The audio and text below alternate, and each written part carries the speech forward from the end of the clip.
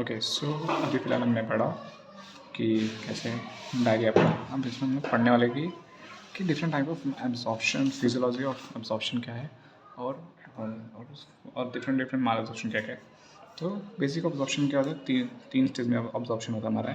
तो तीन स्टेज में एब्जॉर्प्शन होता है। जैसे अगर लूमेन है तो लूमेन एब्जॉर्प्शन होता है, मतलब वहाँ पे क्या चीज़ें डाइजेशन होगा, एंजाइमेटिक प्रोसेस होंगे जिससे डाइजेशन होगा, जो डाइजेस्ट हो गया हमारा जो यूनिट बनेगा उसको हम लोग को एब्जॉर्ब करना है। इसको क्या होता है, स्टेज ऑफ म्यूकोजल ऑब्जॉर्प्शन। अब जो इंटेस्टाइनल म्यूकोसा में आ गया, अब इसको ब्लड के अंदर सर्कुलेशन में पास होना होता है, इसको पोस्ट म्यूकोजल सर्कुलेशन बोलते हैं।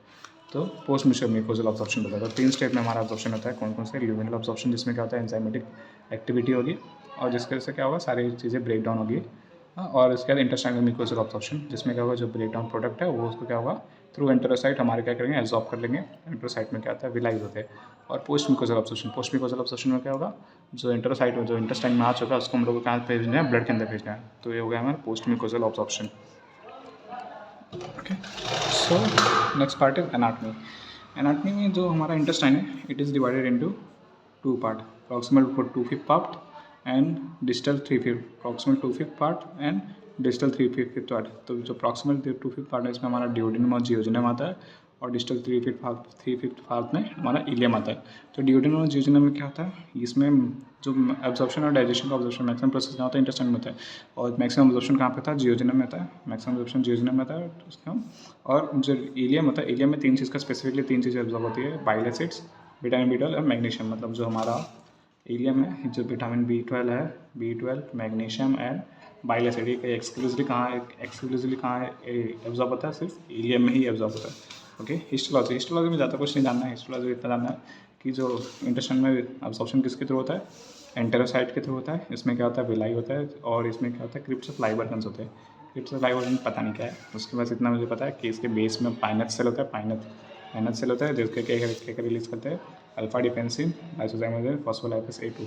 तो क्रिप्स के बेस में क्या होता है, पेनथ सेल होता है जिसमें अल्फा डिपेंसिन, लाइसोजाइम A2 ये चीज़ें रिलीज करता है। इसका रिन्यूअल करते हैं 42।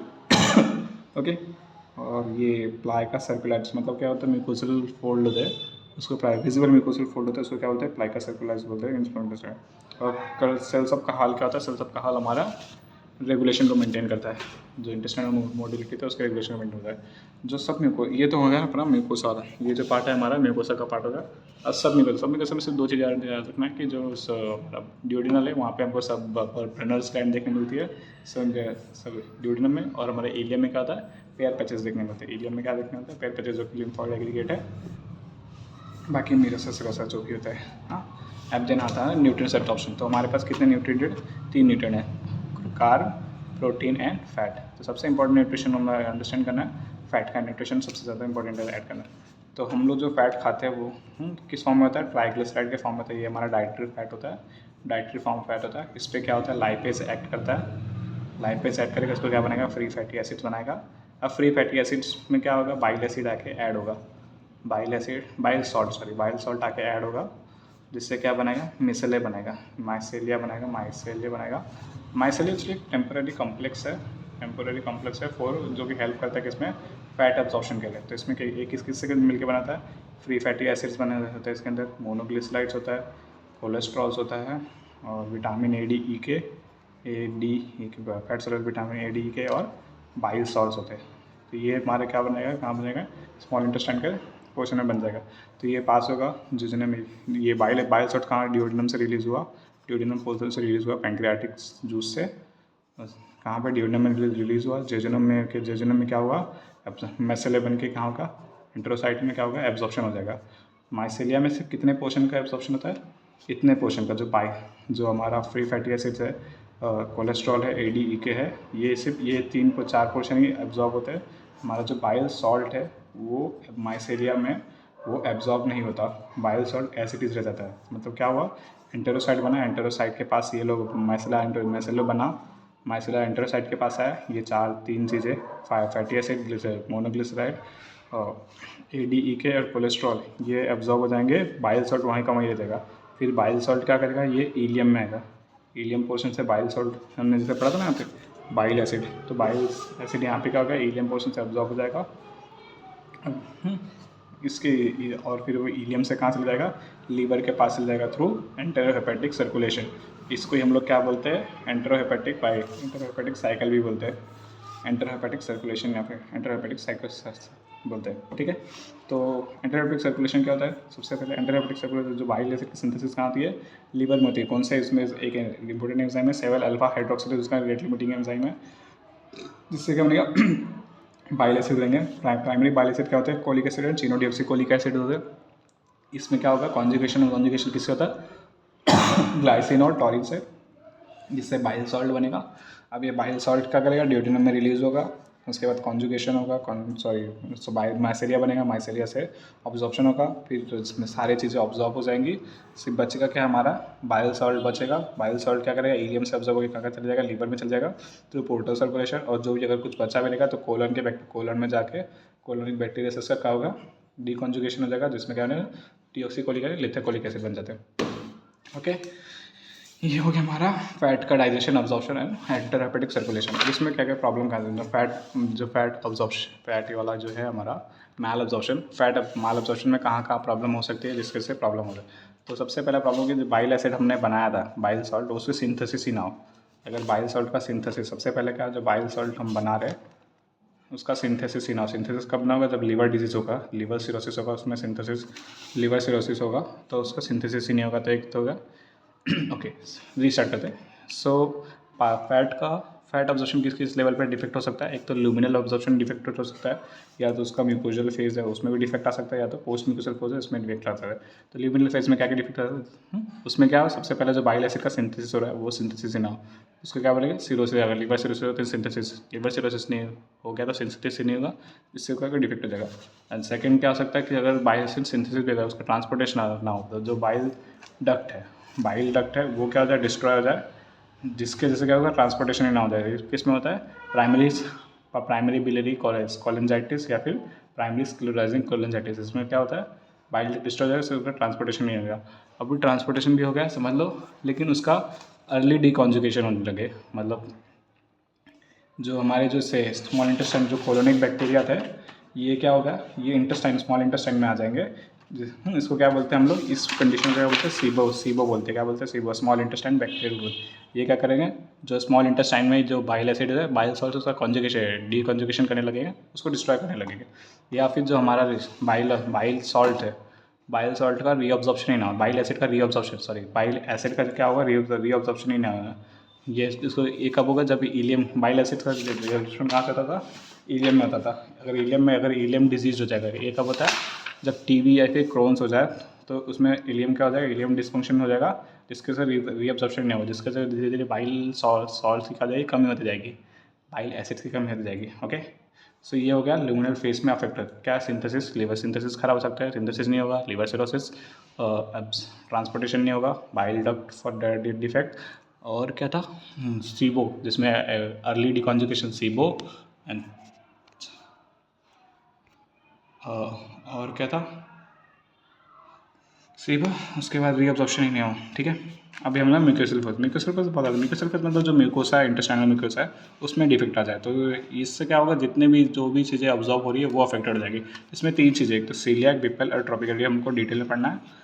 इसमें क्या होता है, इसमें जो ग्लोबल में माल न्यूट्रिशन होगा, जिसमें क्या होगा, सारी चीज़ें का ऑब्जॉर्प्शन खराब हो जाएगा।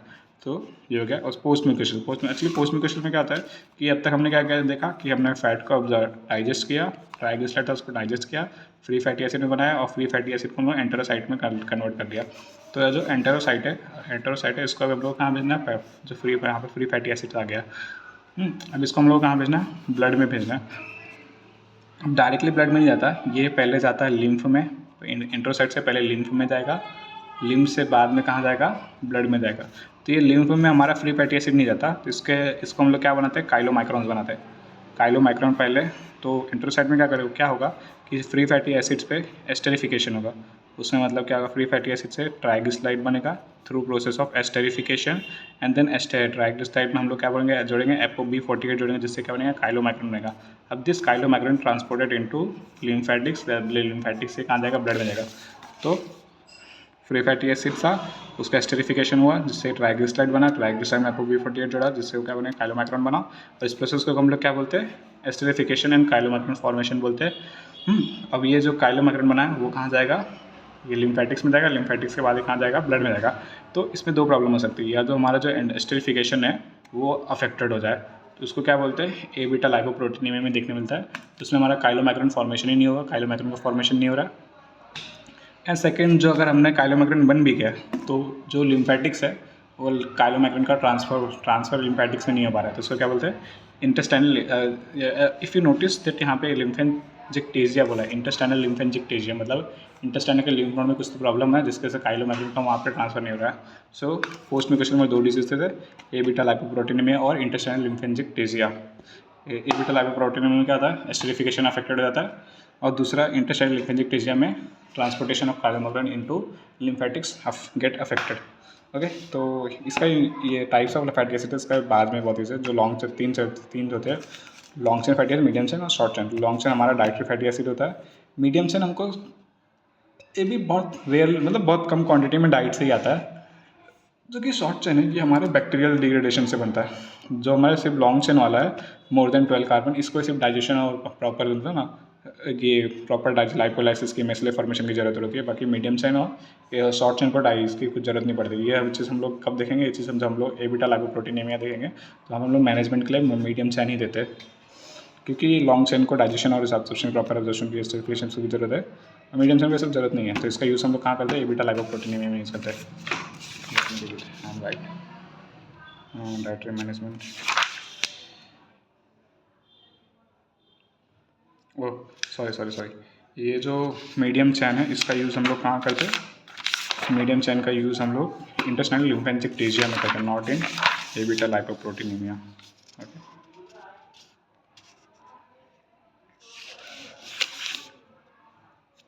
तो मीडियम चैन का यूज़ हम लोग कहाँ करते हैं, इंटेस्टाइनल लिम्फेंजिक्टेजिया, क्योंकि यहाँ पे ये इजीली ट्रांसपोर्ट हो जाता रहेगा।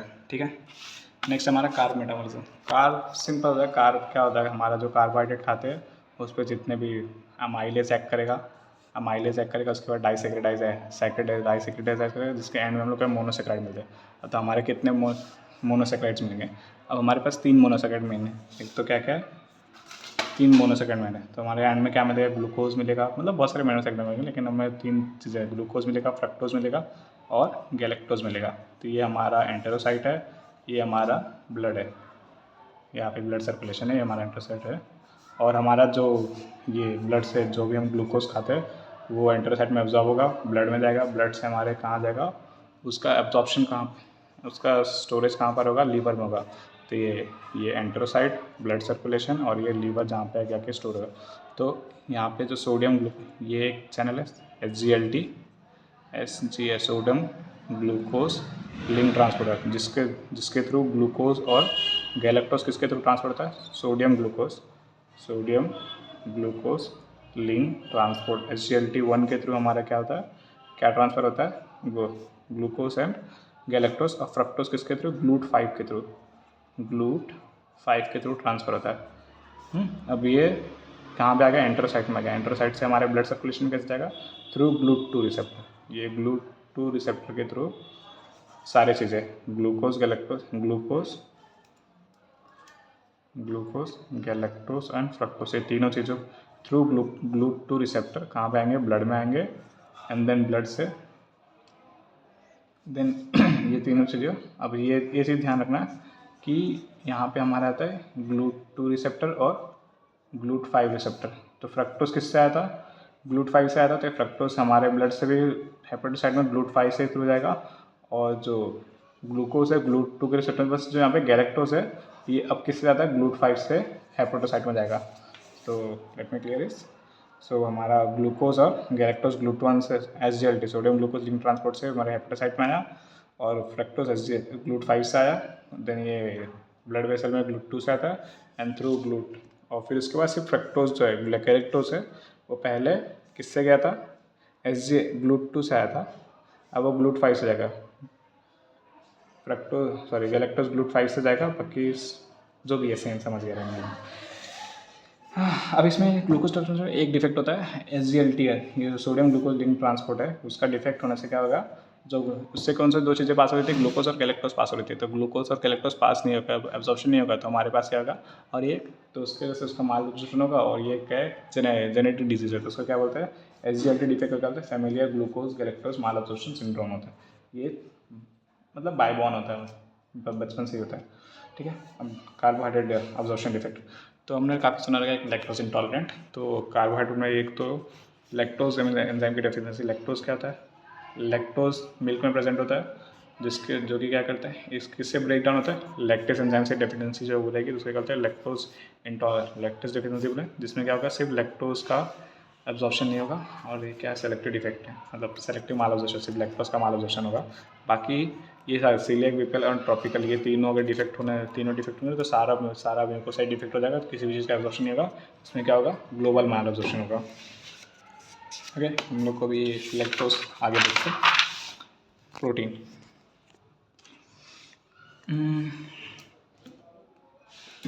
प्रोटीन बात करें प्रोटीन की, तो प्रोटीन सिंपल है यार, कुछ नहीं है, ज़्यादा जो भी चीज़ है हमने खाया, प्रोटीन खाया, प्रोटीन पे किसके पेप्टाइड्स के फॉर्म में रहता है, जिस पे क्या करेगा, पेप्टिडेज एक्ट करेगा और अमीनो एसिड बनाएगा।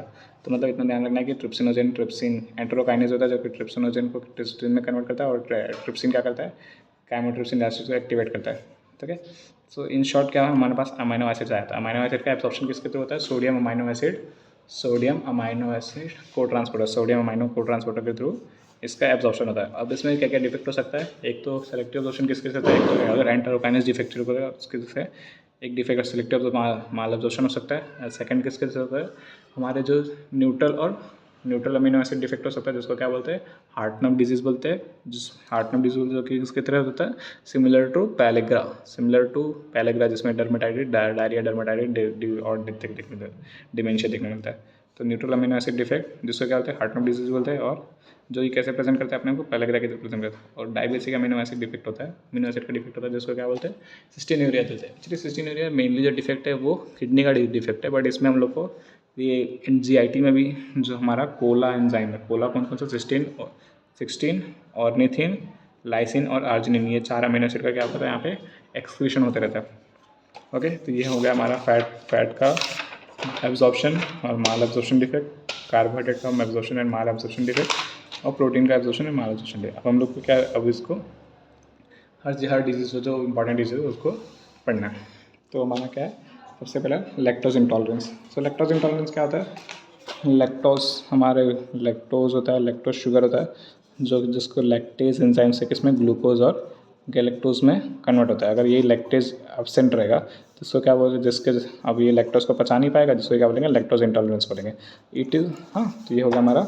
अब इससे ईटियोलॉजी देखें तो ये ऑटोसोमल रिसेसिव भी हो सकता है, मतलब ये कॉन्जेनाइटल भी हो सकता है, मतलब कॉन्जेनाइटल जेनेटिक डिजीज़ भी हो सकता है, हाँ, या फिर ये एक्वायर्ड भी हो सकता है। एक्वायर्ड में ये प्राइमरली किसके जो होता है, जेनेटिक डिफेक्ट, मतलब इसको एक एलील परसिस्टेंस होता रहेगा। और दूसरा है ये थ्रू इन्फ्लामेशन या सेकेंडरी इन्फ्लामेशन के जैसे इन्फेक्शन के जैसे होता है, जैसे IBS। तो ये कंजेनाइटल भी हो सकता है, ऑटोसोमल रिसेसिव बाय बर्थ, और एक्वायर्ड में एंजाइमेटिक एक्टिविटी के कम होते हैं, जो कि primarily genetic defect allele persistence होता है, सेकेंडरी इन्फेक्शन या फिर IBS के जैसे हो सकता है। इसमें होता क्या है, अब इसमें ये होगा कि हमारा जो लैक्टोज है वो डाइजेस्ट नहीं होगा, तो लैक्टोज क्या करेगा कि एक्यूमुलेट होता रहेगा। अब ये एक्यूमुलेट होगा, एक तो ये डायरिया तो करेगा ही। बाद में जो लैक्टोज हमारे कोलोन में क्या, जो लैक्टोज धीरे धीरे क्या करेगा, हमारे जो फूड कंटेंट या फिर जो हमारा इंटेस्टाइनल में हमारा कंटेंट है उसमें इंक्रीज़ होता रहेगा। तो जो यहाँ पे बैक्टीरिया रहेंगे, ये बैक्टीरिया इसको क्या करेगा, फर्मेंट करेंगे, जो हमारा जो कंटेंट है एक्यूमुलेटेड कार्बोहाइड्रेट है, इसको क्या करेगा, बैक्टीरिया फर्मेंट करेगा। अब बैक्टीरिया इसको फर्मेंट करेगा तो क्या बनाएगा, एसिड बनाएगा और गैस बनाएगा। तो कौन सा एसिड बनाता है, अब मुझे नहीं पता, बट इसको शायद मैं लैक्टिक एसिड एज्यूम कर रहा हूँ। तो इन सिंपल क्या हुआ, लैक्टोज एक्यूमुलेट हुआ, जिसको बैक्टीरिया ने फर्मेंट किया और क्या बनाया, एसिड बनाया और गैस बनाया। गैस कौन सा बनाया, हाइड्रोजन, मीथेन और CO2 गैस बनाया। अब जो हाइड्रोजन गैस है, इसका हम लोग इन्वेस्टिगेशन में यूज़ करते हैं, तो उसको क्या बोलते हैं, मतलब अगर हम लोग को लैक्टोज इंटॉलरेंस को इन्वेस्टिगेट करना रहा तो हम लोग क्या करते हैं, ये हाइड्रोजन गैस को चेक करते हैं, उसका जिसका नाम क्या है, लैक्टोज हाइड्रोजन ब्रीड टेस्ट है। अब इसने क्या बनाया था, एसिड भी बनाया था, तो स्टूल का जो पीएच होगा कैसा होगा, ये स्टूल का पीएच कैसा हो जाएगा, एसिडिक हो जाएगा। ओके, तो बेस्ड ऑन दिस ये समझते हैं तो पैथोजेनेसिस क्या है, कार्बोहाइड्रेट अनडाइजेस्ट रहेगा जो कि इंक्रीज हो जाएगा, जिसको फर्मेंट करेगा कोलिनिक बैक्टीरिया कंट्रोल, जिससे क्या होगा, एसिड और गैसेस बनेंगे। कौन कौन से गैसेस बनेंगे, हाइड्रोजन, मीथेन और कार्बन डाइऑक्साइड, और इसी हाइड्रोजन का हम लोग यूज़ करते हैं इन्वेस्टिगेशन में as lactose hydrogen breathing test. Okay, और ये एसिड, ठीक है। अब क्लिनिकल प्रेजेंटेशन कैसे होगा, जैसे हम लोग सुना होगा कि जैसे कोई लैक्टोज इंटॉलरेंट रहता है, लैक्टोज खाने का उसको अनइजीनेस लगता है, तो क्या होगा, पोस्ट प्रांडियल होने के बाद, वो मतलब आफ्टर 90 में post prandial abdominal cramp, distension and bloating देखने मिलेगा। अगर किसी बच्चे को बचपन से बचपन से इसको वो क्या है, लैक्टोज इंटॉलरेंट, मतलब उसको लैक्टोज के एंजाइम डेफिशिएंट है, तो उसमें क्या होगा, धीरे धीरे क्या होगा, चाइल्ड में बचपन से ही उसको एसिडिक स्टूल पास करेगा, तो उसको क्या होगा, डर्माटाइटिस हो जाएगा। तो जो बम रीज़न है वहाँ पे डाइपर डर्माटाइटिस देखने को मिलेगा। ओके, तो और उसके बाद अब चूँकि उसमें वो बचपन से उसको लैक्टोज का वो नहीं कर पा रहा, डाइजेस्ट नहीं कर पा रहा है, तो उसका थ्राइव भी नहीं होगा और वाटरी डायरिया प्लस करेगा, चाइल्ड इरिटेबल रहेगा। क्लिनिकल प्रेजेंटेशन क्या है, अडल्ट में post prandial abdominal cramp, distension और ये चीज़ें हैं। और बचपन में अगर बचपन डायरिया डाइपर डर्मेटाइटिस है, जो कि क्या कॉन्जेनाइटल चिल्ड्रंस में देखने मिलता है। जिसमें इन्वेस्टिगेशन कैसे क्या, सिंपल, जैसे एसिडिक स्टूल पास होगा तो स्टूल का पीएच एसिडिक होगा, और लैक्टोज हाइड्रोजन ब्रीड टेस्ट होता है, वो भी हो गया। उसके बाद मैनेजमेंट कैसे करना है, हम लोग डाइटरी मैनेजमेंट करना है, उसको कैल्शियम सप्लीमेंटेशन देना है। डाइटरी मैनेजमेंट लैक्टोज नहीं देंगे उसको।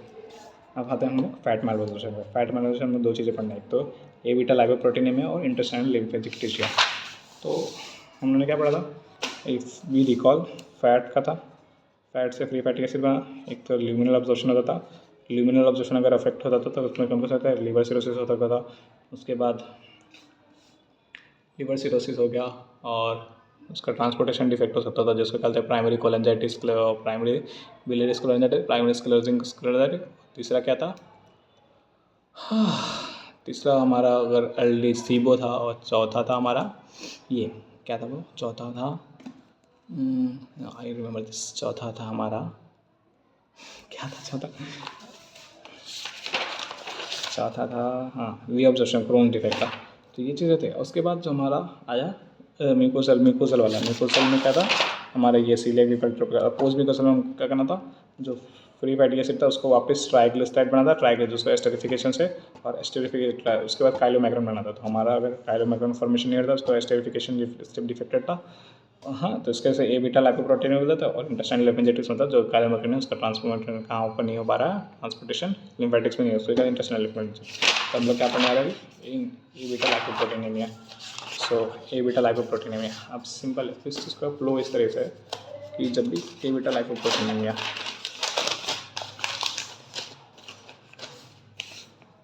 जो हमारा फैट कहाँ पे आ चुका है, एंटेरोसाइट में आ चुका है, ये फ्री फैटी एसिड के फॉर्म में। नॉर्मली कैसा होता है, तो फ्री फैटी एसिड में क्या करेगा, यहाँ पर ठीक है, वो चीज़ें बताइए ना, फ्री फैटी एसिड से क्या बनेगा, ट्राइग्लिसराइड बनेगा, थ्रू एस्टेरिफिकेशन होगा। फ्री फैटी एसिड से क्या बनेगा, ट्राइग्लिसराइड बनेगा थ्रू एस्टेरिफिकेशन। अब ट्राइग्लिसराइड एपो बी 48 जोड़ेंगे, जिससे क्या बनेगा, काइलोमैक्रॉन।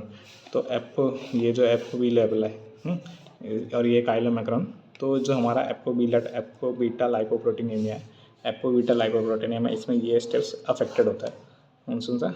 तो esterification and chylomicron formation is affected.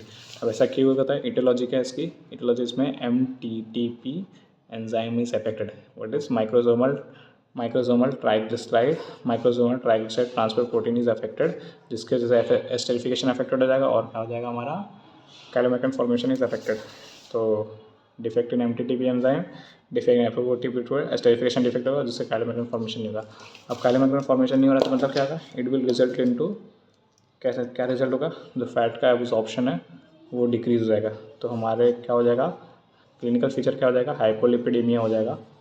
हाँ, अब क्योंकि फैट का एब्जॉर्प्शन डिफेक्ट हो रहा है, तो मतलब क्या होगा, स्टेटोटोरिया हो जाएगा, और फैट के जो फैट सोल्यूबल विटामिन है ADE के ये भी अफेक्टेड हो जाएगा। तो विटामिन ए की कमी के जैसे क्या जाएगा, रेटिनोपैथी हो जाएगी, जैसे लाइन ब्लाइंडनेस हो जाएगा, और ई की कमी से क्या जाएगा, एटेक्सिया हो जाएगा। इसलिए विटामिन ई हमारे माइलिनेशन में इंपॉर्टेंट होता है न्यूरॉन्स के। अब चूँकि विटामिन ई की कमी है तो ई की कमी हो गई है, इसकी वजह से यहाँ पे क्या हो जाएगा, एटेक्सिया सेरेब्रल डिफेक्ट हो जाएगा। तो इसका क्लिनिकल प्रेजेंटेशन क्या है, हाइपोलिपिडेमिया है क्योंकि फैट का ऑब्जर्वेशन कम हो रहा है। अब चूँकि फैट का ऑब्जर्वेशन कम हो रहा है तो ये ट्रायड देखने मिलता है किसके अंदर, abetalipoproteinemia steatorrhea due to fat का ऑब्जर्वेशन कम हो गया।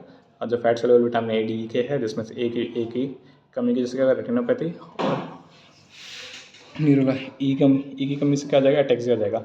हाँ, और ये चीज़ याद ध्यान रखना कि जो हमने ये इसमें इसको एकेंथोसाइट्स देखने मिलते हैं। व्हाट इज एकेंथोसाइट, इसलिए जो आरबीसी होती है, आरबीसी का मेम्ब्रेन में सबसे ज़्यादा हम लोगों ने एनसीईआरटी में पढ़ा था, उसमें क्या होता है, लाइपोप्रोटीन सबसे ज़्यादा होता है। तो अब चूँकि इसमें प्रोटीन लिपिड का अब्जॉर्प्शन डिफेक्ट हो रहा है, लिपिड अब्जॉर्प्शन डिफेक्ट हो रहा है, तो क्या होगा प्रॉब्लम कि तो आरबीसी का जो मेम्ब्रेन है वो अफेक्टेड हो जाएगा, जिसके से जो आरबीसी के साथ स्पाइकी आरबीसी देखने मिलेगा। आरबीसी में स्पाइक्स देखने मिलेंगे, उसको क्या बोलते हैं, स्टार शेप्ड आरबीसी या फिर एकेंथोसाइट्स देखने मिलेंगे।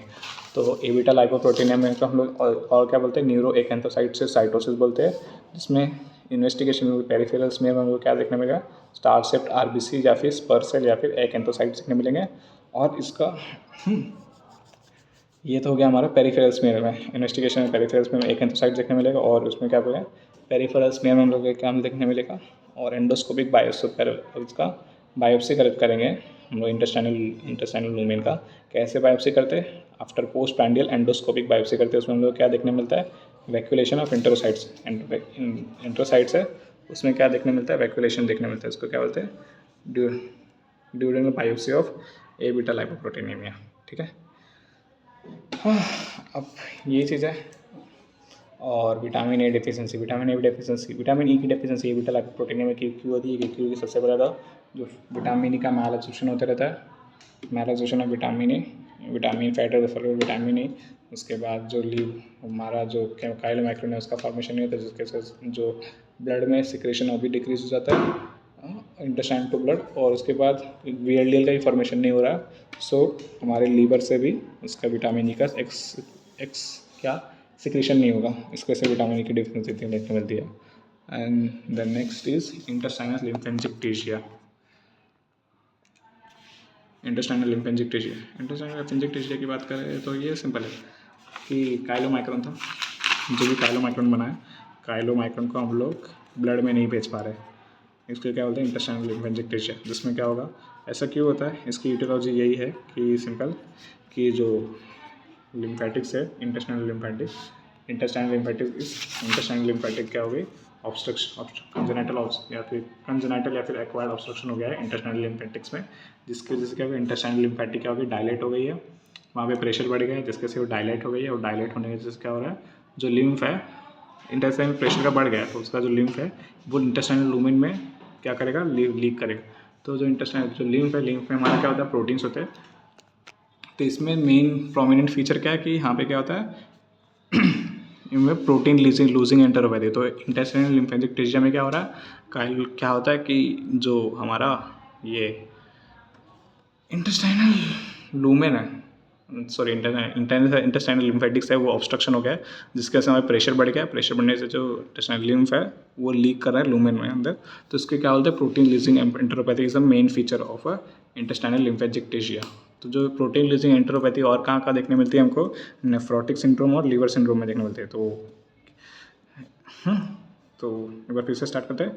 काइलोमाइक्रोन का फिजियोलॉजी क्या है, काइलोमाइक्रोन का ब्लड में ट्रांसफॉर्मेशन होना चाहिए था, इटोपैथेटिस गया, लिम्फ ऑब्स्ट्रक्शन हो गया, जिसके वजह से लिम्फ का प्रेशर बढ़ गया, जिसके वजह से क्या हो रहा है, लिम्फ कहाँ पर लीक हो रहा है, हमारे लूमेन में।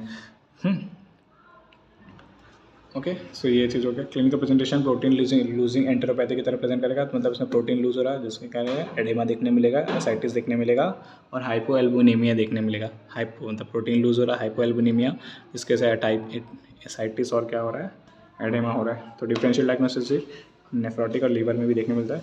अगर डायरिया के साथ हमको क्या देखने मिल रहा है, डायरिया के साथ प्रोटीन लूजिंग एंटेरोपैथी देखने मिल रहा है, मतलब it could be a intestinal lymphangiectasia. Investigation कैसे करते हैं, अब जैसे कि इसमें हमने देखा देख रहे बार जो लिम्फ है क्या है, blood serum, blood serum leak हो रहा है, तो जो ब्लड सीरम प्रोटीन है वो भी कहाँ होगा, लीक करेगा लूमेन में। तो एक प्रोटीन होता है अल्फा-1 एंटीट्रिप्सिन। ये अल्फा-1 एंटीट्रिप्सिन सीरम का प्रोटीन है, ये सीरम में प्रेजेंट रहता है। हाँ, तो ये अल्फा-1 एंटीट्रिप्सिन जो अगर कहाँ होगा, लूमेन में अगर लीक करा तो लूमेन में आ जाएगा। अब लूमेन में इसका डाइजेशन नहीं होता, तो normally अल्फा-1 antitrypsin is not digested into lumen, और इन नॉर्मल फिजियोलॉजी जो अल्फा-1 एंटीट्रिप्सिन है it is not secreted into lumen. अगर वो स्टूल में देखने मिल रहा है, मतलब इसका सीधा साफ मतलब है कि जो हमारा प्रोटीन लूज हो रहा है लूमेन के अंदर। तो ये उसका इन्वेस्टिगेशन हो गया अल्फा-1 एंटीट्रिप्सिन। इसके अलावा और कैसे इन्वेस्टिगेट कर सकते हैं, through wall thickening of intestine. अब इसमें प्रॉब्लम ये रहा था कि समझे, अब इसका मैनेजमेंट क्या करेंगे हम लोग, मीडियम चेन फैटी एसिड देंगे। मीडियम चेन फैटी एसिड क्यों दे रहे हैं, क्योंकि लॉन्ग चेन फैटी एसिड को प्रॉपर लाइपोलाइसिस और फिर उसको काइलोमेट्रिन फॉर्म करके उसको अब्जॉर्प्शन होता है, लेकिन मीडियम चेन फैटी एसिड इतना नहीं, कुछ नहीं सहता। इसके से हम लोग क्या देंगे, मीडियम चेन फैटी एसिड देंगे।